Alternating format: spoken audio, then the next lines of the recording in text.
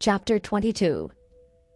Jesus spoke to them again in parables, saying, "The kingdom of heaven is like a king who prepared a wedding banquet for his son. He sent his servants to those who had been invited to the banquet to tell them to come, but they refused to come. Then he sent some more servants and said, 'Tell those who have been invited that I've prepared my dinner. My oxen and fattened cattle have been butchered, and everything is ready. Come to the wedding banquet.'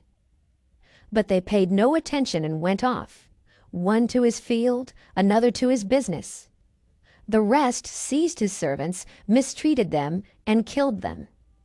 The king was enraged. He sent his army and destroyed those murderers and burned their city. Then he said to his servants, 'The wedding banquet is ready, but those I invited did not deserve to come.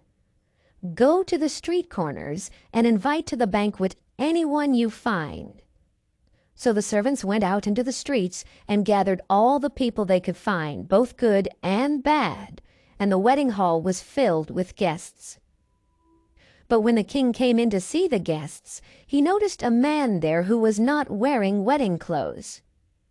'Friend,' he asked, 'how did you get in here without wedding clothes?'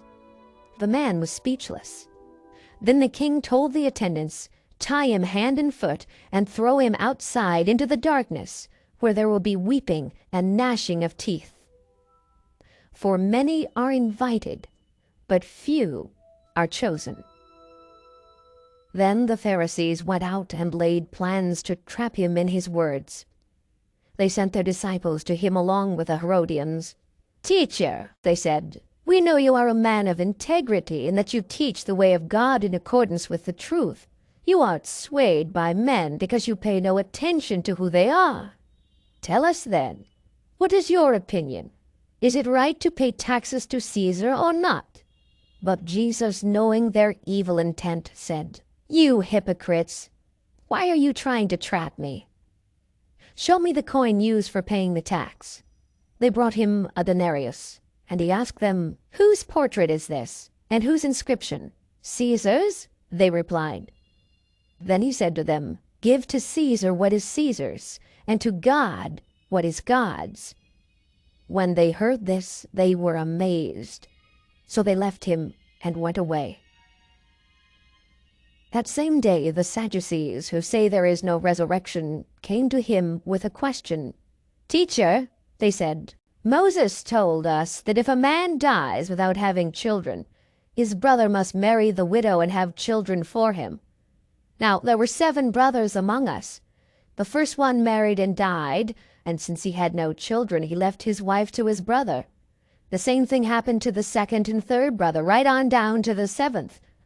Finally, the woman died. Now then, at the resurrection, whose wife will she be of the 7, since all of them were married to her?' Jesus replied, 'You are in error because you do not know the Scriptures or the power of God. At the resurrection, people will neither marry nor be given in marriage.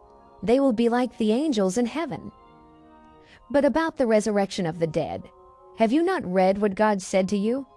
I am the God of Abraham, the God of Isaac, and the God of Jacob. He is not the God of the dead, but of the living.'